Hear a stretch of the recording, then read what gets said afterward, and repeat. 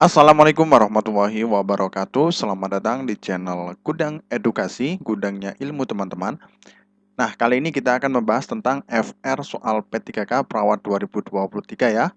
Lagi-lagi untuk kompetensi teknis ya, biar teman-teman mantap nanti pada soal di ujian ya teman-teman ya. Nah, bagi teman-teman yang baru tahu channel ini, silakan subscribe dan bunyikan tombol loncengnya agar tidak ketinggalan soal-soal terbaru ya, khususnya perawat di P3K di tahun 2023 ini. Dan tidak lama-lama, langsung saja kita ke TKP teman-teman ya.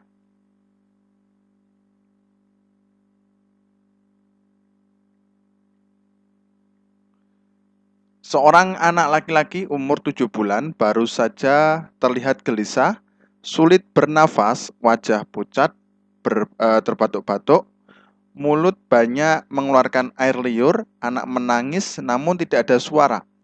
Di sekitar anak tampak beberapa mainan berbentuk bola dengan ukuran kecil. Anda merupakan perawat yang baru saja setelah shift malam yang kebetulan ada di lokasi. Apakah intervensi yang tepat dilakukan pada kasus tersebut? A. Head tilt, B. Jaw thrust, C. Back blow, D. Chest thrust, E. Helmick maneuver. Nah, kira-kira apa jawabannya teman-teman?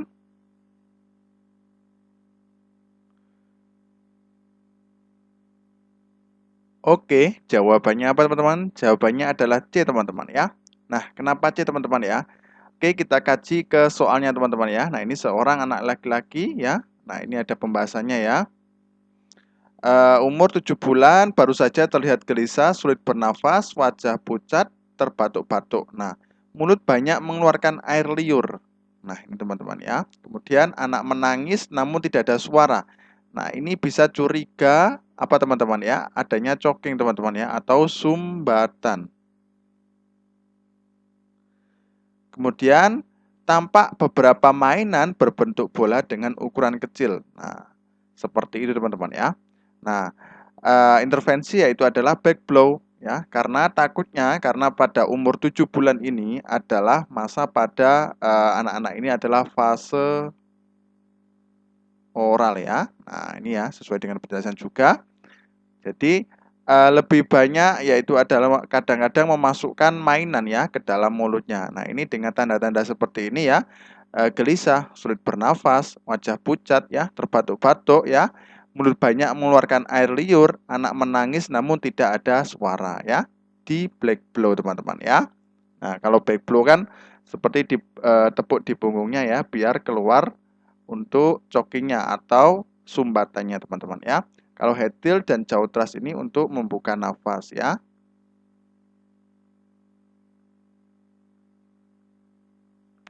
Nah, ini tidak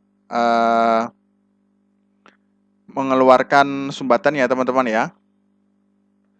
Kemudian chest thrust. Nah, ini chest thrust ini untuk yang gemuk, hamil ya. Kalau Heimlich maneuver ya. Nah, Heimlich maneuver ini seperti hendakan di perut ya, teman-teman ya. Untuk pasien yang sadar. Nah, seperti itu teman-teman ya. Oke, lanjut ke soal berikutnya. Oke, teman-teman ya. Nah, ini seorang perempuan umur 29 tahun dibawa ke IGD akibat kecelakaan lalu lintas 10 menit yang lalu. Hasil pemeriksaan pasien berespon terhadap stimulus nyeri, tampak luka lecet di pipi, terdengar gargling, frekuensi napas 32 kali per menit, tampak retraksi dinding dada, perdarahan aktif dan krepitasi pada paha kiri, akral dingin dan frekuensi nadi 114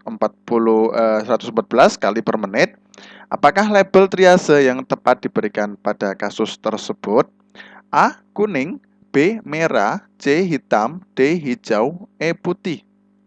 Nah, kita kasih waktu 5 detik untuk teman-teman berpikir.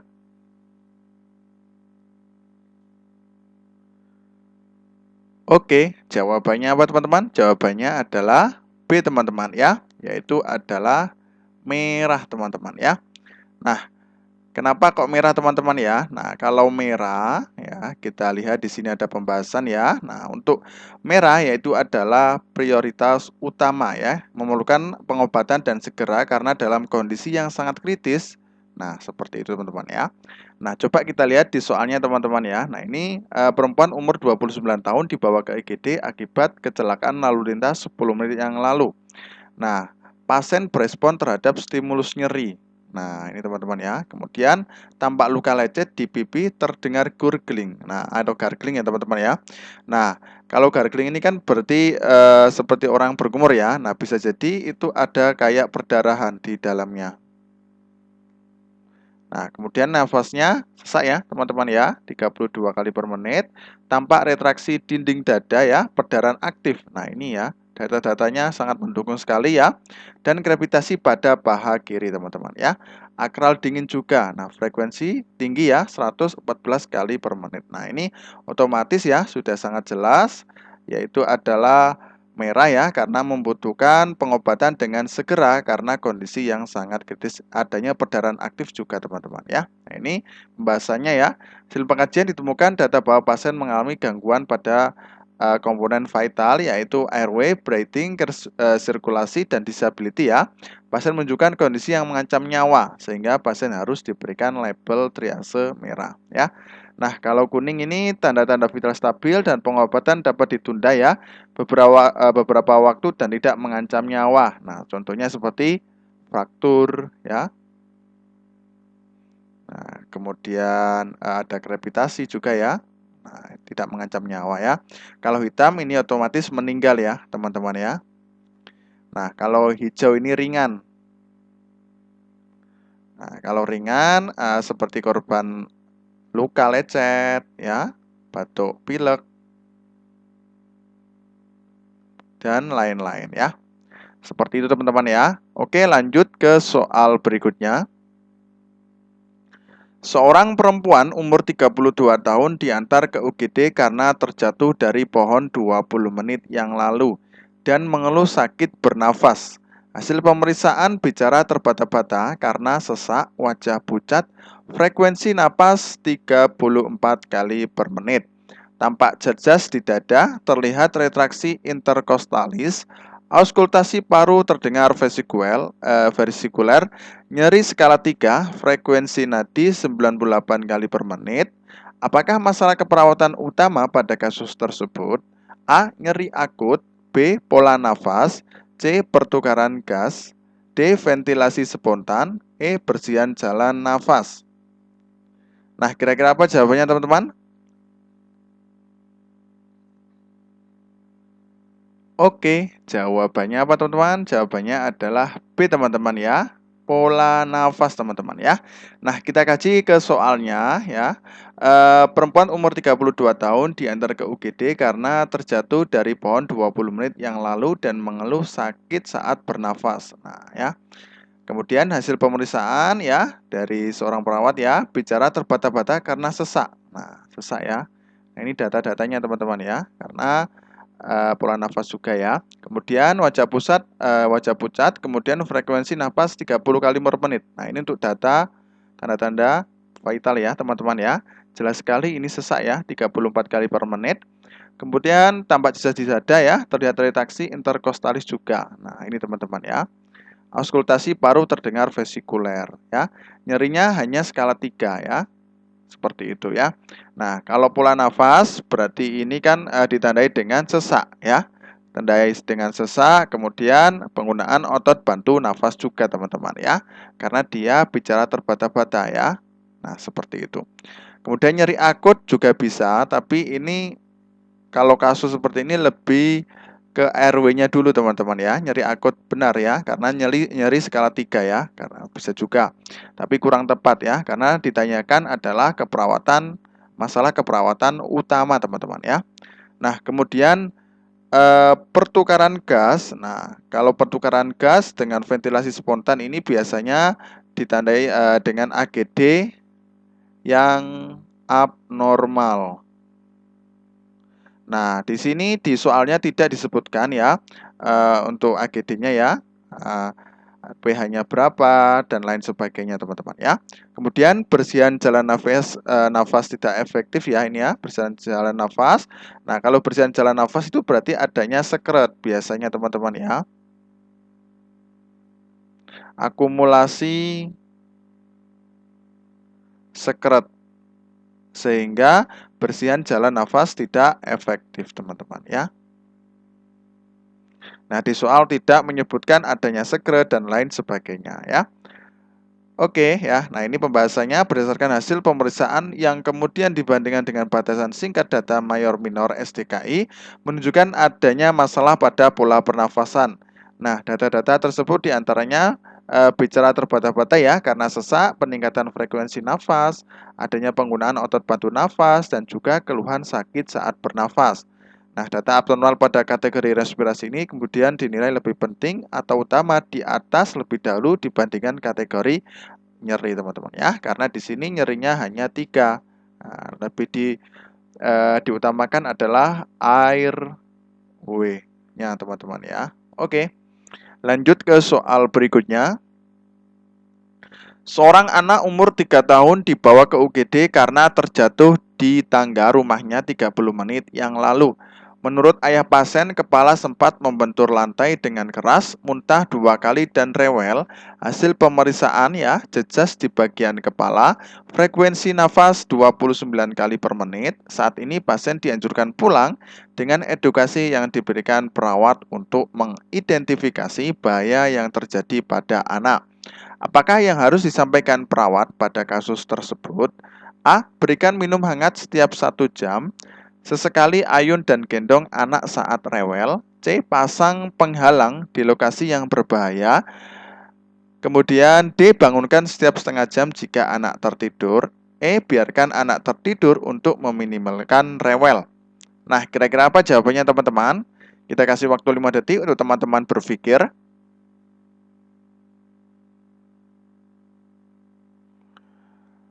Oke, jawabannya apa teman-teman? Jawabannya adalah D teman-teman ya. Nah, kalau memang di sini teman-teman ya, jadi ini ada anak umur 3 tahun ya, kemudian dia jatuh di tangga rumahnya 30 menit yang lalu. Nah, kemudian menurut ayah pasien, kepala sempat membentur lantai dengan keras, muntah 2 kali, dan rewel. Nah, hasil pemeriksaan jejas di bagian kepala ya, frekuensi nafas ya 29. Saat ini pasien dianjurkan pulang dengan edukasi yang diberikan perawat untuk mengidentifikasi bahaya yang terjadi pada anak. Nah, jadi apa teman-teman? Jawabannya D ya, itu adalah membangunkan setiap setengah jam jika anak tidur. Nah, ini tujuannya apa teman-teman ya? Untuk mengidentifikasi penurunan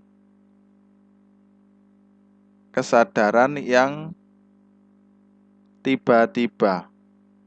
Nah, seperti itu teman-teman ya. Makanya bangunkan setiap setengah jam jika anak tertidur ya teman-teman ya.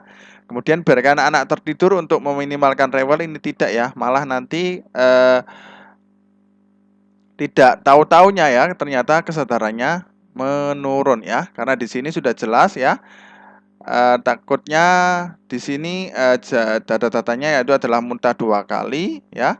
Nah, ini takutnya ada cedera otak ringan ya teman-teman ya. Nah, makanya memberikan edukasi ya perawat yaitu adalah bangunkan setiap setengah jam jika anak tertidur teman-teman ya. Kemudian berikan minum hangat setiap 1 jam, ini juga kurang tepat ya. Sesekali ayun dan gendong anak saat rewel, ini benar juga, tapi bukan edukasi perawat ya teman-teman ya. Jadi ini yang lain ya. Kemudian pasang penghalang di lokasi yang berbahaya juga bisa, tapi kurang tepat ya. Seperti itu teman-teman ya. Oke. Nah, ini juga ada pembahasannya teman-teman ya. Nah, merupakan salah satu tindakan yang dilakukan pada individu sangat singkat pada kasus ditemukan bahwa anak mengalami head injury ringan sehingga tidak memerlukan perawatan di rumah sakit. Saat ini ditemukan bahwa tanda-tanda vital atau respirasi dalam kategori normal.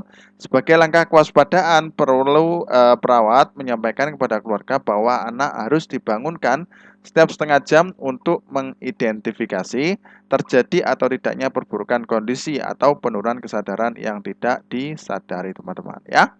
Oke, jawabannya adalah D, teman-teman ya. Oke, lanjut ke soal berikutnya. Seorang perawat yang pulang berdinas menemukan seorang laki-laki umur 29 tahun ditemukan tergeletak tidak sadarkan diri di trotoar akibat terserempet mobil 5 menit yang lalu. Dengan kondisi pelipis mengeluarkan darah, pipi lecet, saat ini perawat baru saja menepi memastikan keamanan dan menghampiri korban. Apakah hal yang harus dilakukan pada kasus tersebut? A. Meminta bantuan telepon ambulans. B. Cek respon korban. C. Ya, maksudnya B tadi. Cek nadi dan nafas. D. Kontrol servikal. E. Balut tekan. Nah, kira-kira apa jawabannya, teman-teman?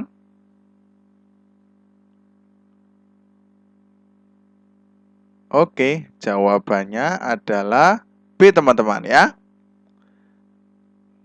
Nah, kalau dilihat di konteks soalnya, teman-teman ya. Nah, ini seorang perawat yang pulang berdinas menemukan seorang laki umur 29 tahun tergeletak tidak sadarkan diri di trotoar akibat terserempet mobil 5 menit yang lalu. Nah, dengan kondisi pelipis mengeluarkan darah, pipi lecet. Nah, saat ini perawat baru saja menepi memastikan keamanan dan menghampiri korban. Nah, berarti ini sudah 3A, teman-teman ya. Aman diri, aman pasien, aman lingkungan. Nah, kemudian pertanyaannya, apakah hal yang harus dilakukan pada kasus tersebut? Nah, jawabannya apa, teman-teman tadi ya? Jawabannya adalah B ya, teman-teman ya. Cek respon korban. Nah, kemudian habis itu cek respon korban. Nah, setelah dicek respon ya, sadar atau tidak sadar, nah baru meminta bantuan telepon ambulans. Oke, berarti langsung cek nadi setelah minta telepon ambulan ya, kemudian cek nadi dan nafas, teman-teman ya. Nah, kalau kontrol servikal nanti kalau ada multiple trauma, teman-teman ya. Kemudian balut tekan, nah bisa juga ya, tapi ini urutannya, teman-teman ya, yang benar. Nah, jadi setelah 3A, kemudian cek respon korban, tidak ada respon, baru minta bantuan telepon ambulans. Kemudian cek nadi dan nafas, teman-teman ya. Baru tekan ketika ada darah ya, bisa saja, tapi ini urutan terakhir ya. Kalau airway ya, airway-nya sudah tertolong, teman-teman ya. Seperti itu. Oke, lanjut ke soal berikutnya. Seorang perempuan umur 27 tahun dibawa ke UGD sebagai korban begal 25 menit yang lalu.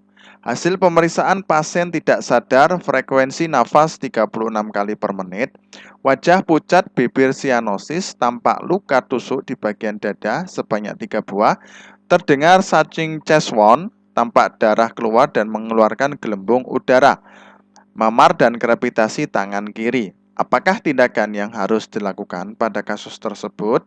A. Membersihkan luka di dada menggunakan NaCl 0,9%. B. Menutup luka menggunakan kasa 3 sisi. C. Melakukan balut tekan pada luka di dada. D. Melakukan pemasangan infus dual line. E. Memasang bidai di tangan kiri. Nah, kira-kira apa jawabannya, teman-teman?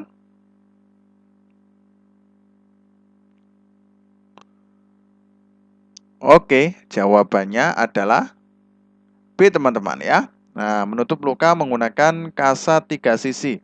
Nah, ini hasil pemeriksaan ditemukan data bahwa pasien mengalami sesak, tampak singkat, luka tusuk dengan sucking chest wound ya, dan babbling chest wound ditandai dengan darah yang keluar disertai gelembung udara. Nah, kondisi ini menunjukkan bahwa korban mengalami open pneumothorax sehingga perlu dilakukan penutupan luka menggunakan kasa 3 sisi sebagai tata laksana breathing, teman-teman ya. Nah, jadi ini terdengar sucking chest wound ya. Tanda-tandanya adalah tampak darah keluar dan mengeluarkan gelembung udara, teman-teman ya. Nah, Jadi ini ada open pneumotorak. Nah, yang dilakukan adalah melakukan balut tekan pada menutup luka menggunakan kasa 3 sisi, teman-teman ya. Oke, teman-teman ya. Nah, kemudian kenapa enggak A ya? Membersihkan luka di dada menggunakan NaCl. Nah, ini urutan terakhir, teman-teman ya. Kemudian melakukan balut tekan pada luka di dada juga bisa, tapi kurang tepat ya. Kemudian melakukan pemasangan infus dualen ini nanti ya, teman-teman ya. Nah, yang pertama adalah karena di sini ada luka tusuk ya di bagian dada sebanyak 3 buah. Nah, terdengar cacing chest wound ya. Nah, seperti itu, teman-teman ya. Kemudian memasang bidai di tangan kiri nanti urutan yang terakhir, teman-teman ya. Oke, mungkin itu saja yang dapat kami sampaikan. Mudah-mudahan bermanfaat. Terima kasih. Semoga bermanfaat. Wassalamualaikum warahmatullahi wabarakatuh.